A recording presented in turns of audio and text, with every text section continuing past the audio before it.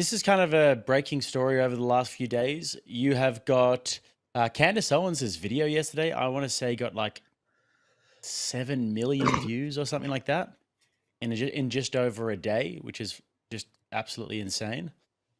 And one of the things that she's talking about is that there is some sort of a battle going on, it appears, after Charlie Kirk's death for basically the framing of his ideological position before he died. So on one hand, you've got the Zionists and the Israelis and even Benjamin Netanyahu coming out after his death, going on Fox News and basically saying that Charlie Kirk, yeah, he was one of us, he died for Israel. And Charlie Kirk did spend much of his career defending Israel. And then on the other hand, you've got a bunch of people who have come out and said, actually, Charlie was having a major change of heart and that his position on Israel and also potentially on his Protestant faith as well was seriously changing. And one of the events that everybody's talking about is this event in the Hamptons that went down where Bill Ackman, who is a Jewish billionaire, hosted a few people at a property of his, I think, in the Hamptons.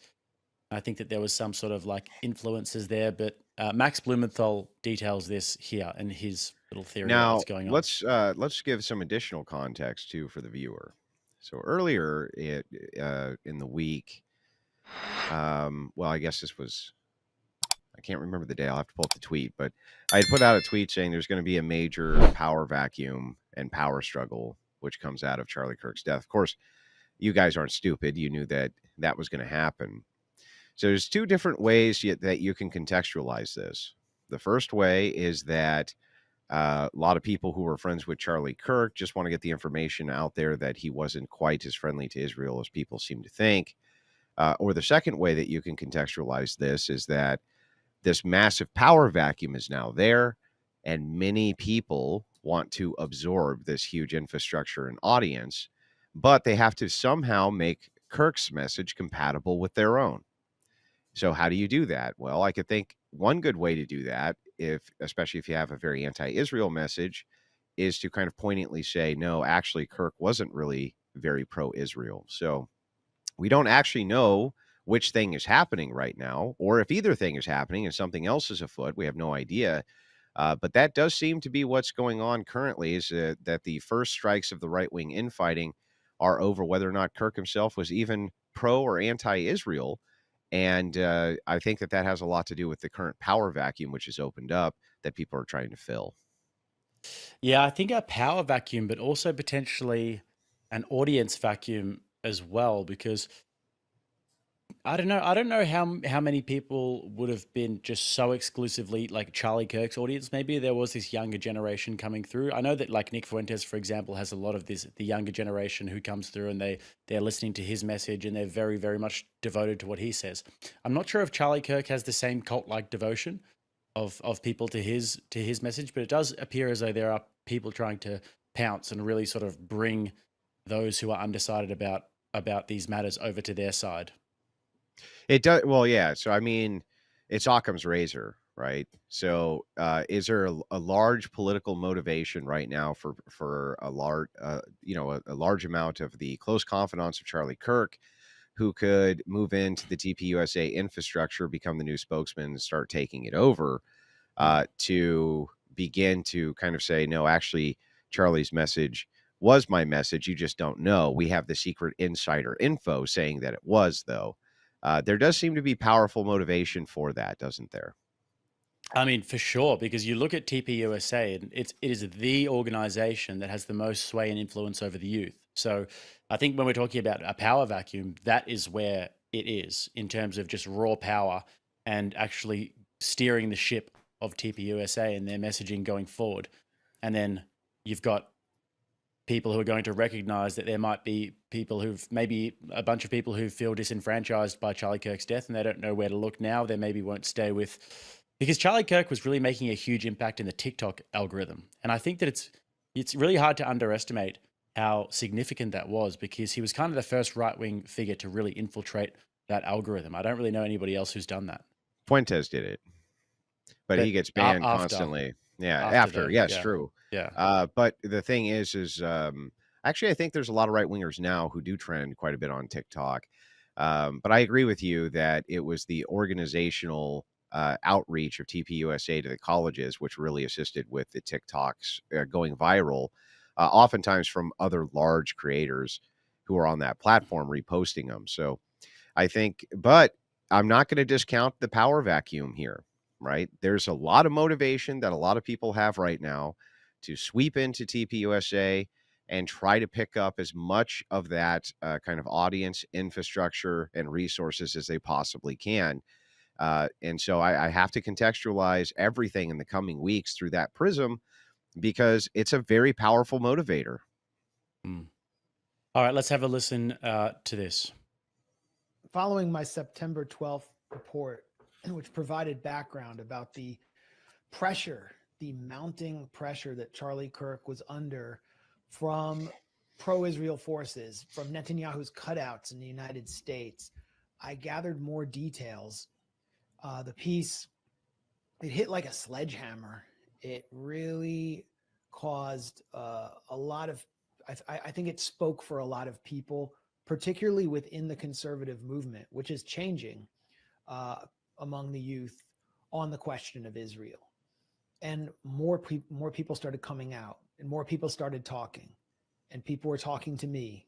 And these were people who had knowledge of a tumultuous, stormy meeting held in the Hamptons during the first week of August, convened, according to multiple sources, with knowledge of this meeting, intimate knowledge of this meeting, by the billionaire ultra-Zionist financier Bill Ackman, who was close to Netanyahu and his kind of network in the United States.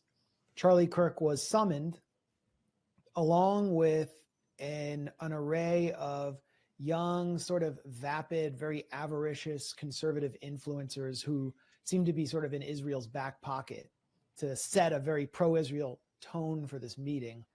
And Charlie Kirk was, according to one source, hammered by Ackman and others for allowing Israel critics, very prominent conservative voices like Megyn Kelly, Tucker Carlson, or the anti-Zionist Jewish comedian Dave Smith, to appear at his events.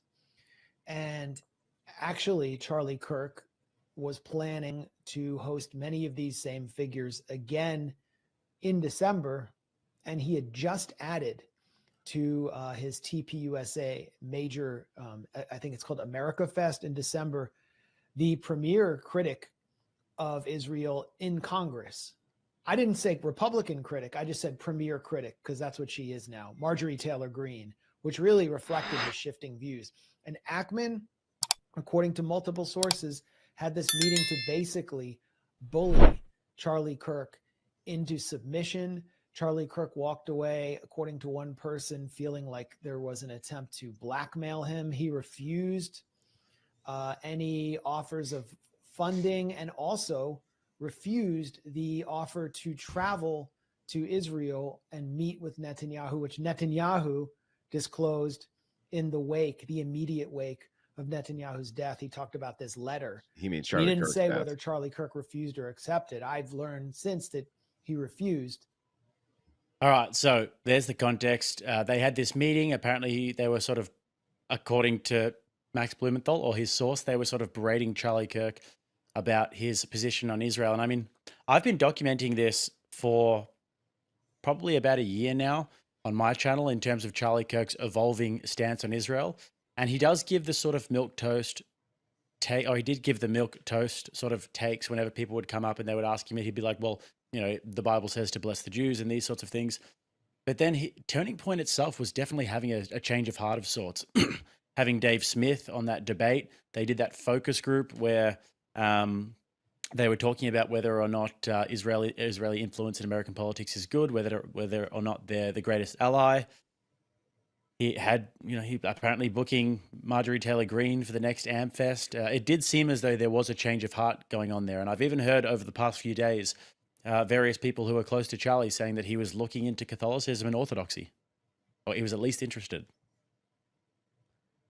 I'm very skeptical as to I'm very skeptical that TPUSA is going to do a turnabout on its kind of mass support for Israel. It was one of the mainstays of TPUSA that Israel is a staunch ally of the United States and deserves the unconditional support of the United States.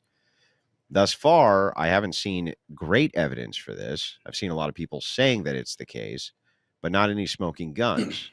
So right now we got hearsay, but maybe as you go along, there'll be more evidence here presented. Yeah, so I think that just a thank you to Redacted for the raid. Yeah, thank you. Thank you, for the raid. Redacted. Appreciate it. All right, so this was filmed on the 6th of August after the Hamptons conference, which was on the 4th and the 5th. So Bill Ackman, in his statement on X, he came out and he responded to Candace Owens, who had basically lobbed these accusations at him as well. And he comes out and says, you know, we had Charlie on the 4th and the 5th. This interview with Megyn Kelly was on the 6th, and you can see Charlie Kirk's tone here. I'm so glad you brought this up, and I would second that. Megyn, I think I have a bulletproof resume showing my defense of Israel, both on campus, on social media, to great, you know, let's just say mockery and scorn at times, because I believe it, right? I believe in the scriptural land rights given to Israel. I believe in fulfillment of prophecy. And again, I'm not a theologian, but I'm a Christian. My life was changed in Israel. The spiritual energy is so amazing there. I want them to win. I've said that repeatedly. Same. And however, Megyn, you're hitting on something very potent and important. Now, let me first say, I don't want to judge an entire group, because there's been many people in the pro-Israel world that have been very sweet, very kind, very nuanced, very Charlie, you know, you're with us. You don't have to agree all the time. However, and I will say this, the behavior by a lot, both privately and publicly, are pushing people like you and me away. Not like we're going to be pro-Hamas, not like we're going to, but we're like, honestly, the way you are treating me is so repulsive. I have text messages, Megyn, calling me an anti-Semite. I am learning biblical Hebrew and writing a book on the Shabbat. I honor the Shabbat, literally the Jewish Sabbath. I visit Israel and fight for it. And there's another article out in the Times of Israel today. I could read it on air. I was just reading before I got on. Charlie, what are you doing? Like, why are you, what am I doing? I'm sorry. Like, let's just take a step back here. Like, I'm an American citizen. Yes, I want Israel to win. Yes, I'm a Christian. But like, some of the mess, and you saw, I mean, you've seen how I've been treated, Megyn, by some, not all, by some. No, it's very irritating. It's been almost so as if unfair. you, They were coming after you after a turning point for, among other things, that you had Dave Smith there. Dave Smith is allowed to criticize Israel. You had both sides. The Israeli side was overrepresented. Though. No, you're not allowed to. It's even worse than that. Again, I just want to repeat for the 5th time. I love Israel. I want Israel to win. But my moral character is now being put into question, Megyn. Not my decisions. Not like, hey, are you doing this? Is it smart or is it dumb? But no, I am a bad person if I do this. And I could go, I mean, you saw it, Megyn. It was trending on Twitter, thousands of tweets and text messages. And if I were to be charitable and generous, I will say the people that are attacking me are in a hyper paranoid state. What does that say to you? What kind of mood is he in about this whole thing? I mean, look, in this context, it does sound an awful lot like he's pissed off at a group of actors who he's dealing with, right? But he reaffirms that he's staunchly a supporter of Israel and wants them to win. So what the victory conditions are, I think Kirk has been very clear on. He wants them to conquer Hamas. He wants the Arab nations to leave them alone, and he believes in the fulfillment of prophecy, meaning that he believes in the more dispensationalist message that by supporting Israel, we're doing the will and obedience of Jesus Christ. Right? I understand all of that. Those were some of the criticisms that myself and many other conservatives had for him. However, there's some nuance here. Kirk appeared to be doing outreach to guys like Dave Smith and very, very anti-Zionist right-wingers and actually listening to them, trying to do the same thing that he was doing when it came to the various college campuses through the TPUSA outreach program, which is, can we find common ground for compromise here, at least on the core social issues, so that we can move those issues forward. Now, by the way, that's a really demanding political strategy but it is often a political strategy which works, right? I don't think you're going to have a hard time getting guys like Dave Smith on board for a pro Second Amendment message, an anti-abortion message, anti-gay marriage message. You're not going to have trouble getting those guys on board. The points of contention are going to be over the foreign policy, especially with Israel. But from Kirk's perspective, it's very wise for him to have those roundtables because from his view, he can both refute the arguments and develop that coalition for the central core issues that he's trying to kind of attack, right?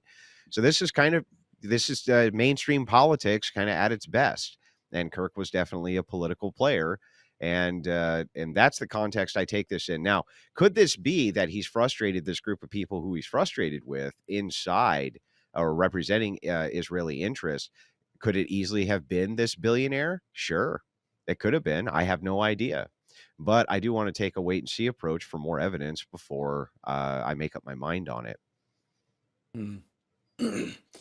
Yeah, I think that's wise. And you definitely can see it from that perspective in terms of him wanting to actually facilitate the message, because it did seem as though over the past year or two, especially since the war in Gaza has broken out, it did seem as though that conversation has become absolutely inevitable, and that we can't just, because I remember when I used to watch TPUSA events when I first got into politics, and I used to just sort of watch the 5-minute PragerU videos and these things.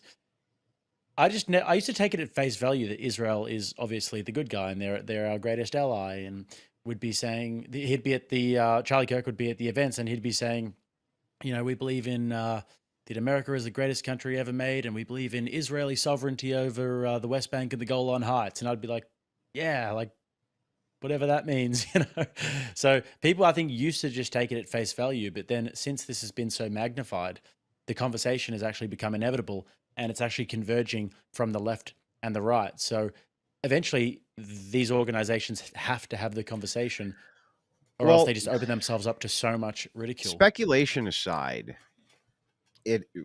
because we don't know. We don't know the answers yet. Neither one of us were players in any of these various systems with Tucker Carlson, Charlie Kirk, and these guys. They have a different system, an enclosed system, right? So we don't really, we don't have the insider baseball on this to know one way or the other. So everybody's kind of speculating. But what is clear to me, and very, very clear to me, is that there's a major fight that is now erupting over what the legacy of Charlie Kirk is going to be. Was the legacy actually pro-Israeli or not pro-Israeli? And that seems to be the question, which is now going to be plaguing TPUSA and the other right-wingers, the dissident right-wingers who want to take over what TPUSA and the infrastructure is. That's more clear to me than ever from watching this. Yeah, I just wonder, I mean, if you had to hazard a guess about, because TPUSA is going to need a new CEO and a new face of the organization, I'm wondering who the players might be, who the contenders might be. As of right now, I think that they would probably put somebody up internally from the TPUSA organization itself. I don't think that like a Ben Shapiro, somebody who is they may have worked with TPUSA but were external to the organization. I don't think that that's going to be who they're going to try to be moving towards for a spokesman. I don't think there is any replacing Charlie Kirk as the face of that. He had kind of the pedigree for it, and he had been at this for many, many, many years, since his early 20s, building this organization up. Actually, before that even. So I don't think there is any easy way to replace him. But I think whoever they do put up is going to come internally. But I have no idea who that would be. No clue. Yeah, I do think that they're going to have to get somebody who has a bit of charisma and who is maybe somewhat of a public figure already. Because if you get somebody out of the shadows, then I just don't think that it will even be able to shine Charlie Kirk's boots in that regard, if that makes sense. But if you got a guy like Seth Dillon, for example, from the Babylon Bee, somebody who is already somewhat of a public figure and who is in that world already, people kind of know who he is. That would be very controversial, obviously, because he is a big Zionist. But I do think that the way that Turning Point works in terms of their donors, I think somebody like that could be a real option. Somebody maybe from an external organization who's already had experience being a CEO of an organization and maybe wants to step up to a bigger organization. Yeah, I don't know. I mean, it's too early to even speculate if that conversation's even happening yet. I'm sure it is, but it's not. It's not privy to the public, that's for sure. And a lot of it's going to hinge on Erica Kirk's endorsement, right? It's going to really hinge on her endorsement. If she says no, this person is not, is ruining the legacy of my husband, TPUSA is finished immediately. So it's going to hinge a lot on what she ends up deciding. Yeah. Even if she had All right. no actual physical control of the company, if she just publicly ever stated this person is not representative of my husband's legacy, he would be finished, wouldn't he? Yeah. Yeah. Definitely. I think that she is extremely influential, obviously, in this decision. Tucker Carlson reveals that Charlie Kirk told him many times in private that he did not like Benjamin Netanyahu. He says Kirk saw Netanyahu as a destructive force and was horrified by the children being killed in Gaza under his leadership. He did not like Bibi Netanyahu, and he said that to me many times, and he said it to people around him many times. He felt that Bibi Netanyahu was a very destructive force. He was appalled by what was happening in Gaza. He was, above all, resentful that he believed Netanyahu was using the United States to prosecute his wars for the benefit of his country, and that it was shameful and embarrassing and bad for the United States, and he resented it. Didn't hate Netanyahu.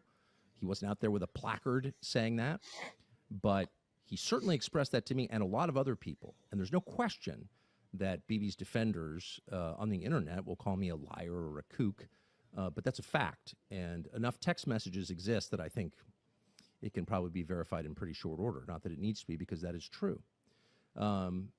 Shortly after that speech, there was a very intense attack on Charlie, and to some extent on me, not that I really noticed. But on him, I have no donors. He had $100 million worth of donors. And so, because he was involved in a different project from just yapping on the internet, which is what I do for a living, he was dependent to a great extent on his donors, of course. It's a nonprofit. And they went after him and tormented him. Not all, of course. Many were supportive. But the ones who were offended by my speech, and there was a small, very intense group who were, tormented Charlie Kirk until the day he died. So strong words. I mean, once again, I think it's pretty much the same response, is that it's all sort of speculation, right? Well, the thing is these are very prominent voices. Tucker Carlson's a very prominent voice on the right. And, his open vocal criticism of Israel has been, I mean, pretty overwhelming. Same thing with Candace Owens and others. All of them are kind of collectively saying here that behind the scenes, Kirk didn't really like this guy much. He didn't like Benjamin Netanyahu. However, that really doesn't have much to do with his pro-Israeli stance. I don't think that Kirk was the type who would say, we have to support whatever government is in Israel forever and ever and ever, but rather the nation which is theirs is part of God's plan, probably something akin to that, right? But many people on the right, even moderate right-wingers, don't actually like Netanyahu. They think he's way too much of a war hawk, and that he has used the powers of his office to extend his stay when he really shouldn't have done that he would have ended up in jail if he wasn't extending a lot of these wars. And so they have a lot of resentment for him. It could easily be the case that Charlie Kirk did not like that guy much. It could be. But I want to see some, I just want to see some more evidence of that, other than just, I say so, you know what I mean? I heard it myself. Some good evidence, maybe some text messages, something like that would be useful.